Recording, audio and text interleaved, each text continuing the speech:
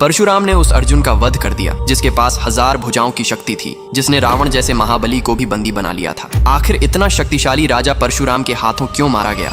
कर्तवीर्य अर्जुन एक बहुत शक्तिशाली राजा थे जिनकी राजधानी नर्मदा नदी के किनारे स्थित महिष्मती नगरी थी। अपने पिता कृतवीर्य के बाद वे राजा बने। बहुत कम उम्र में ही उन्होंने शासन की जिम्मेदारी संभाल ली और जल्दी ही समझ गए कि एक राजा के लिए शक्ति सबसे बड़ा सहारा होती है। इसी सोच के साथ उन्होंने कठोर तपस्या की। उनकी तपस्या से भगवान दत्तात्रेय प्रसन्न हुए और उन्हें वरदान दिया कि युद्ध के समय उनकी एक नहीं बल्कि 1000 भुजाएं प्रकट हो जाएंगी। इसी कारण उन्हें सहस्त्रार्जुन भी कहा गया। इस अद्भुत शक्ति के कारण कहा जाता है कि उन्होंने 7 द्वीपों पर अपना अधिकार स्थापित कर लिया था। उनके राज्य में धन समृद्धि थी और असुर, दैत्य और नाग तक उनसे भयभीत रहते थे। उन्होंने लंका के राजा रावण को युद्ध में हराकर बंदी बना लिया था क्योंकि रावण ने नर्मदा के पानी को रोक दिया था। बाद में रावण के दादा ऋषि पुलस्त्य के अनुरोध पर उन्होंने रावण को सम्मान के साथ मुक्त कर दिया। लेकिन अपार शक्ति और अहंकार के कारण अर्जुन ने एक दिन महर्षि जमदग्नि के आश्रम पहुंचे जहां कामधेनु नाम की दिव्य गाय थी। अर्जुन उस गाय को लेना चाहते थे लेकिन आर्ष जमदग्नि ने मना कर दिया। क्रोध में आकर अर्जुन ने बलपूर्वक गाय छीन ली और आश्रम को नुकसान पहुंचाया। इसी घटना के दौरान महर्षि जमदग्नि की हत्या हो गई। अपने पिता की हत्या से जमदग्नि के पुत्र भगवान परशुराम अत्यंत क्रोधित हो उठे।